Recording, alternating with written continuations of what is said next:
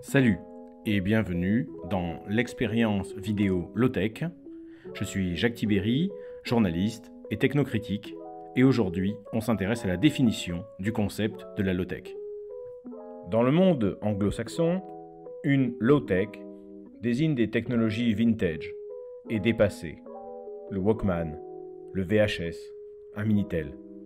En France, c'est un néologisme cool, bricolé à partir de concepts technocritiques et de pratiques populaires. Friedrich Schumacher parle de technologie appropriée, André Gortz de technique autonome, William Morris de bien émancipé des logiques consuméristes, Ursula Franklin de technologie holistique, d'autres parlent d'innovation frugale, de Jugaad, mot indien, d'alternative frugale. Amaury Lovins parle de technologie douce, Ivan Illich parle de société conviviale. Face à l'aspect foutraque de ce concept, certains se sont attelés à en définir les frontières. Ainsi, l'Observatoire de l'immobilier durable a proposé une liste de 6 critères permettant d'identifier la démarche low-tech.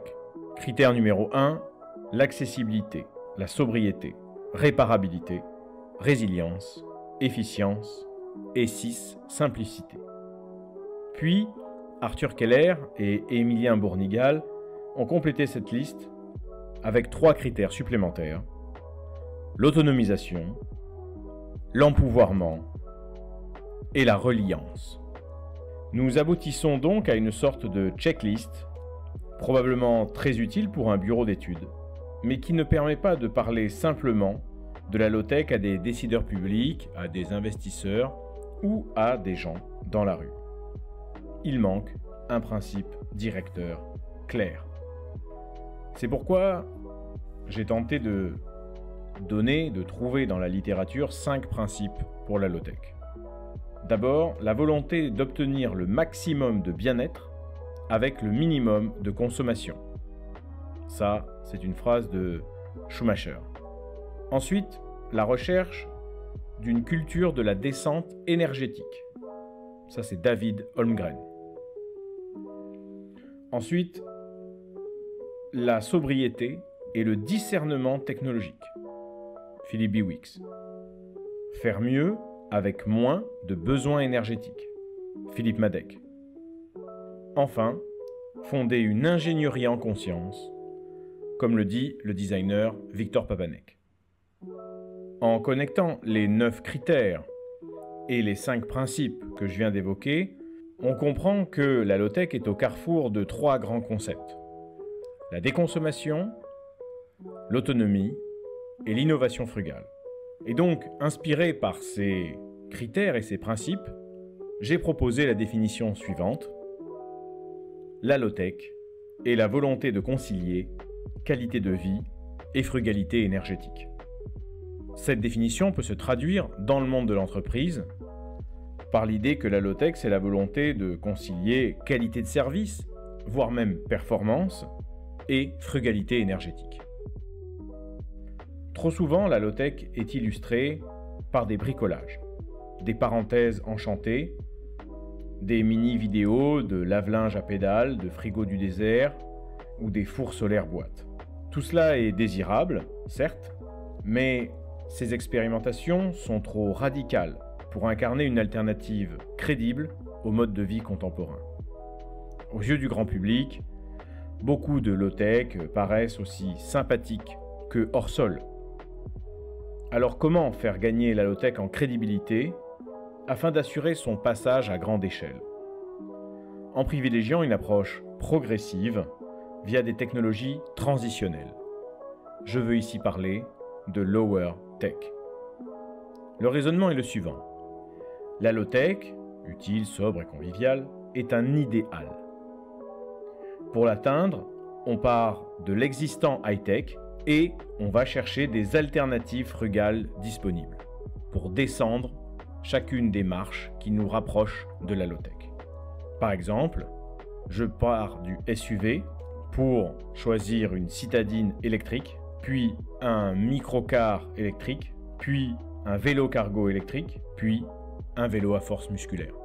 L'approche par la low-tech permet de s'inscrire dans un processus de retour à l'équilibre entre confort et dépenses énergétiques.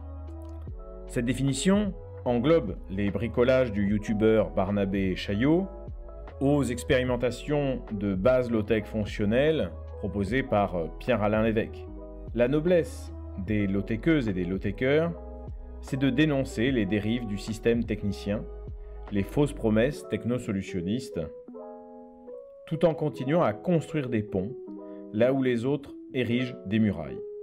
Voilà pourquoi, même si le mouvement low-tech est traversé par des grands courants, ces courants continuent de former une communauté unie et d'agir en complémentarité. L'objectif de cette définition est de rassurer le grand public sur l'absence d'un risque de dystopie low-tech. Pour l'ADEME, les systèmes low-tech sont imaginés et conçus pour répondre à un besoin réel, identifié comme suffisant pour assurer un niveau de confort minimal. Mais comment définir un besoin réel ou un besoin artificiel ? Gauthier-Roussil parle de définir une taxonomie des besoins réels dans le cadre d'un processus institutionnel et démocratique. En gros, un parlement, désigné par le peuple ou tiré au sort, va définir qu'est-ce que c'est qu'un besoin réel et qu'est-ce qu'un besoin artificiel, et cela va faire l'objet, par exemple, d'une loi.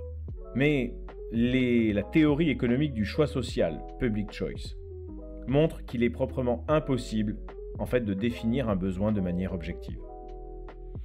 Le risque, c'est de transformer le mode de vie low-tech en un régime de prohibition, organisé autour d'interdits et de quotas. Par exemple, quota de miles voyagés en avion, quota de consommation d'eau chaude, quota de consommation d'essence, quota d'utilisation de données Internet, quota de consommation de protéines animales, quota limité d'achat de vêtements neufs, etc., etc.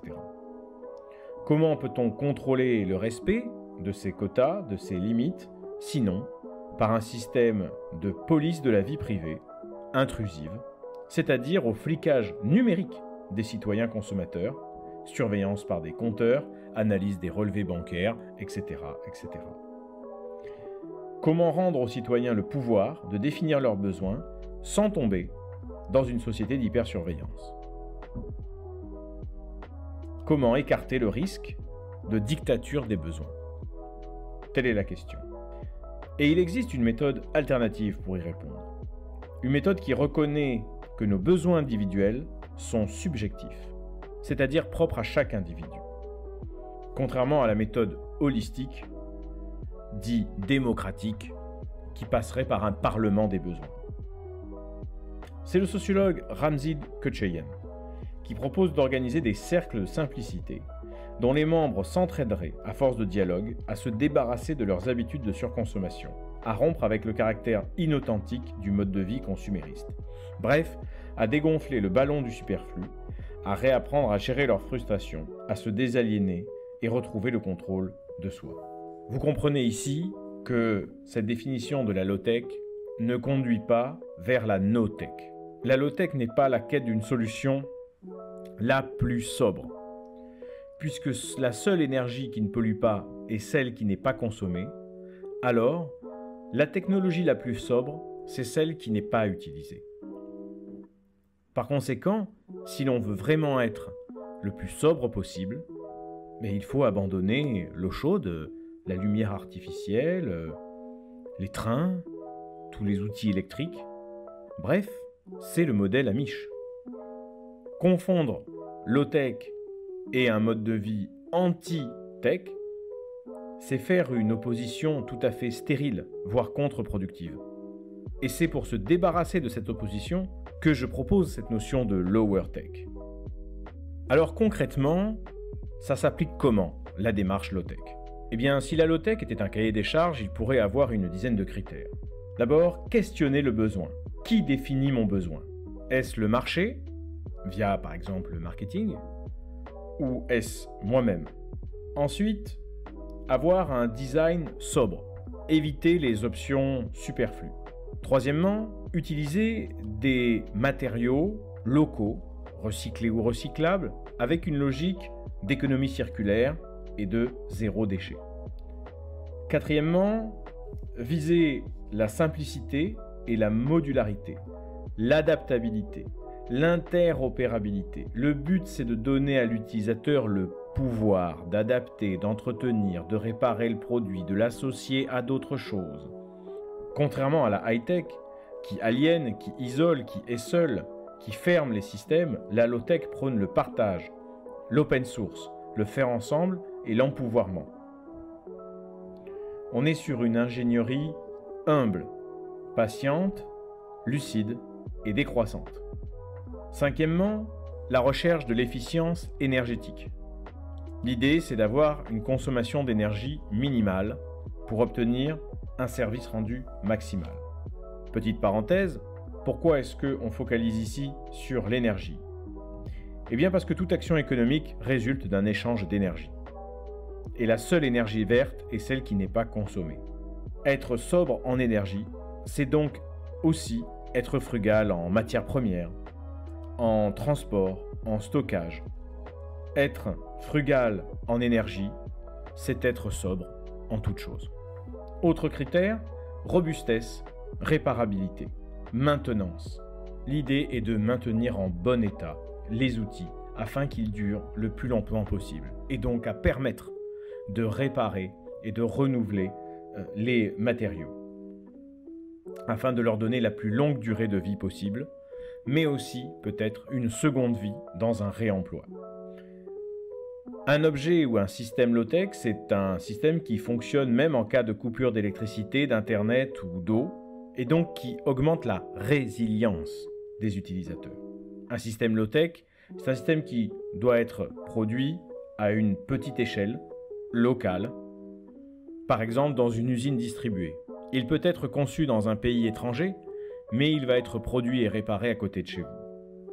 Évidemment, vous comprenez qu'un produit low-tech va respecter les 5 R de l'économie circulaire: refuser, réduire, réparer, réutiliser et recycler. Et qu'enfin, c'est un système qui va être distribué en circuit court, c'est-à-dire en vente directe, ou bien par exemple dans des salons. Voici donc ma définition de la low-tech, la volonté de concilier qualité de vie et frugalité énergétique.